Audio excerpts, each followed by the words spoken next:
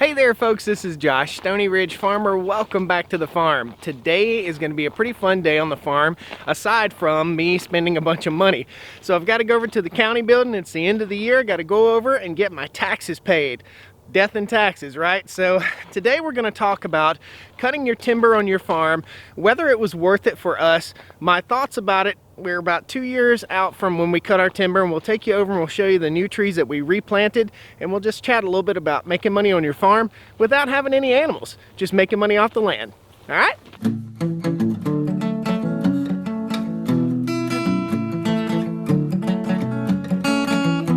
Stoney Ridge Farm, Stoney Ridge. Kyle Silver. Contact. So guys, you want to laugh? This is a tape.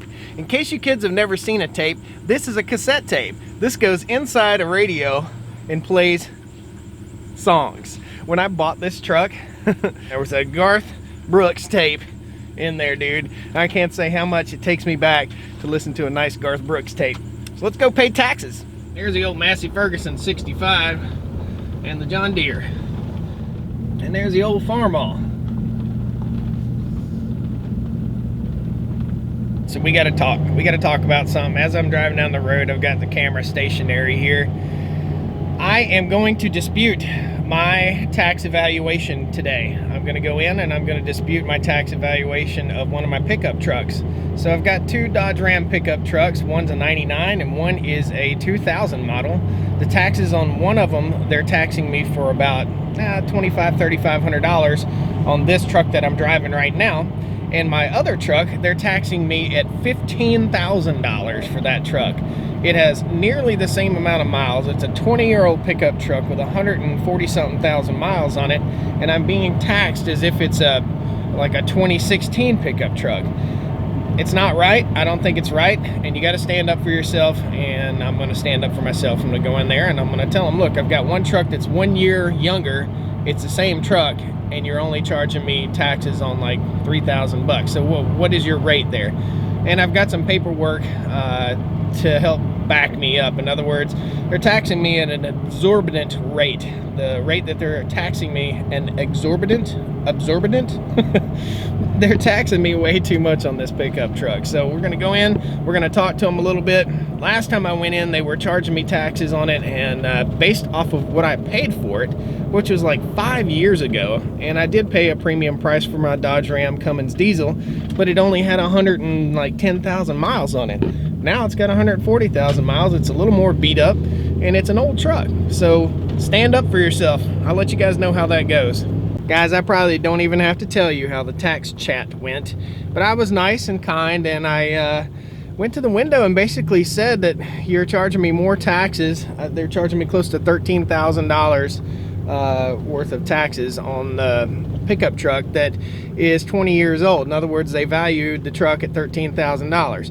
Now, I know that the truck has value for sure, but that's not the way that we should be taxed. We should be taxed on what the value of the vehicle is per the NADA or Kelley Blue Book. Now, the NADA value of my vehicle was $9,225. Got the paper right here. And they're taxing me on nearly $13,000. That doesn't sound fair. And I was outside the window for appeal. So next time I have to go and appeal it, and they have to inspect the vehicle and all that stuff. Who knows? It might raise my taxes. I don't know. So I don't know. Tell me what you think about that, guys. I really don't get it. I don't get the county's vehicle tax. I honestly don't get that. The states maintain all the roads in the county. I don't know. But anyway, let's show you how to make some money on the farm without having to lift a finger. We'll show you the trees, the cutting of the trees, and we'll chat a little bit about hunting leases that could potentially net you a profit on your farm. All right, guys, I think it's befitting that we paid our taxes on this day, that we're going to discuss how to make money on your land without ever even having to lift a finger. You might have to lift your brain a little bit, but you won't have to lift a finger. So we cut somewhere in the neighborhood of 100 acres of timber here on the farm when we first bought it. A lot of that cutting was so that we could clear pastures, and our entire goal was to make enough money on the timber sales to clear our pastures, and we did almost. So we made about $42,000. That was our net return on our timber sales. And our timber wasn't nice, big, beautiful timber. It was just like what you see back here, which is trees about this big to about this big. Now, once in a while, you run up on a great old big poplar or something like that, or a big pine. But really, we just had what I call scraggly land with scraggly trees. We took that money, we reinvested it in the farm. Now, another way you can make money on your farm without lifting a finger is base camp leases. Base camp leasing, there'll be a link in the video description down below. Our 200-acre farm here, they quoted us $2,700, which would more than pay the taxes on the farm with $1,000 profit, which is super duper awesome, guys. So we have pretty low tax basis here where we live in North Carolina. But again, there'll be a link down the video description. And if you're looking for a place to go hunting, if you haven't bought your property yet, you can also go to those guys and they can outfit you with a local person in your area where you can hunt. Pretty cool. We're going to take you around. We're going to show you the pine trees that we planted. I guess it's been last March, and we did a video on that. I'll post a link right up here to that video, and there'll also be a link at the end of this video so you can see when we planted our trees how all that was done. So this area back here behind us has not been cut, and the reason it hasn't been cut is because you can't cut within 50 feet of a creek. Interesting. So let me show you some places that we have not replanted, and then we'll take you over and show you some places that we did replant.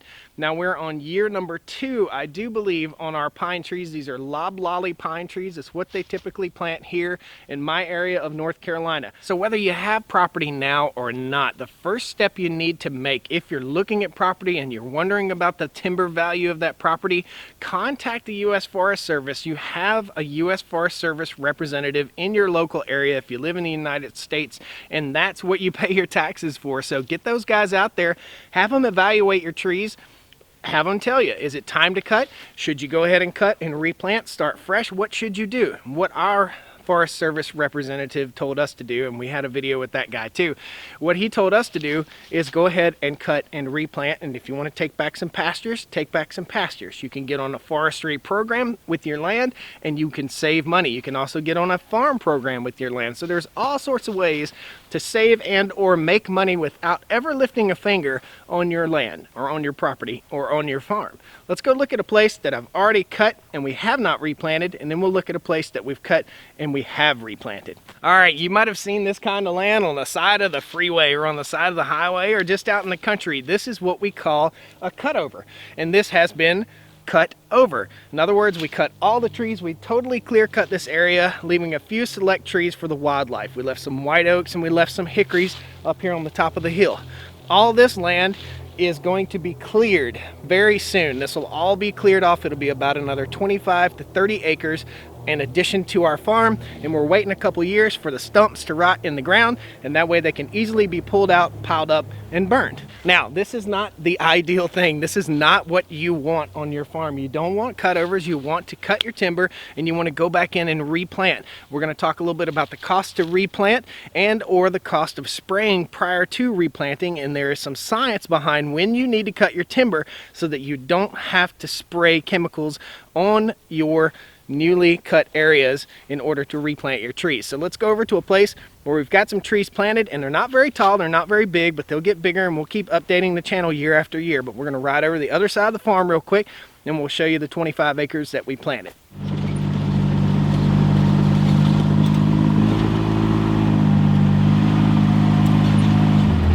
You know what, I think we need to stop here so I can talk to you about what we're doing here too. So where we are right now, this is what the cutover looks like once it's been cleared and stumped.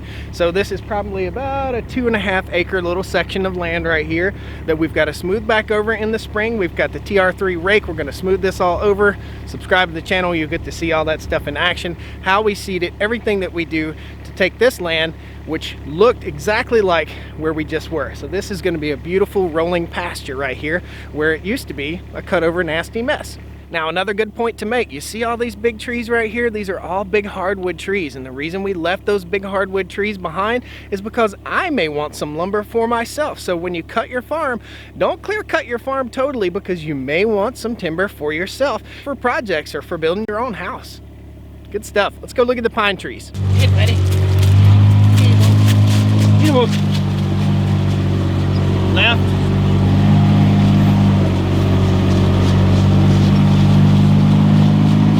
Looks like it's time to test out these new boots to see if they're really waterproof. Oh, here goes nothing. All right, here we are on another cutover, and we've still left some big hardwoods that are back in behind you, and they're on the creek area, so some big white oaks and stuff like that for the wildlife. Now, this is a 25-acre section. We cut this late in the year. In other words, between June and August in the summertime is when we cut this. That minimizes that reproductive cycle in the stump. In other words, when you cut the stump off and the sap is up in the tree, it normally will kill the stump, so we don't have a lot of stump growth over here. That's why, because we cut it at the right time of year. Now, you have the option of spraying or not spraying. Spraying, again, could cost upwards of 120 bucks an acre, maybe even more in your area. We didn't want any sprays, so we cut late in the year so that we would kill the tree, kill the stump, and then we came back and replanted in March-ish time frame. So there's a thought process here in the time of year that you want to cut your timber. And again, we're talking about making money on your land without lifting a finger. All you have to do is come in and get this area cruised. They fill out a form over at the county and basically put a timber deed on your property. Typically, they'll pay you 50% up front and 50% when they get done. Or you can do it like I did and negotiate it load by load. So we had such a mixture of different types of trees in here. We wanted to make sure they got chipped up, so we hired a company that does chips. So all the brushes, all of what you call the lapses, which is the top of the tree, something that can't be used for lumber, all that gets chipped up and used for biofuel, and all the rest of this goes toward lumber. And we split it 50-50. So there are several different approaches for cutting timber and making money off your land, again, without lifting a finger. So all I had to do was basically manage the timber crew, show them what I want to cut, show them what I didn't want cut, and manage this whole thing. And that is how we netted 40-something thousand bucks. Now, for replanting, I think we spent somewhere in the neighborhood of 2,500 bucks. Not too bad. So what I'm trying to tell you is you can buy land with timber on it, cut the timber, take it back to pasture, or replant it as a source of income or a source of retirement.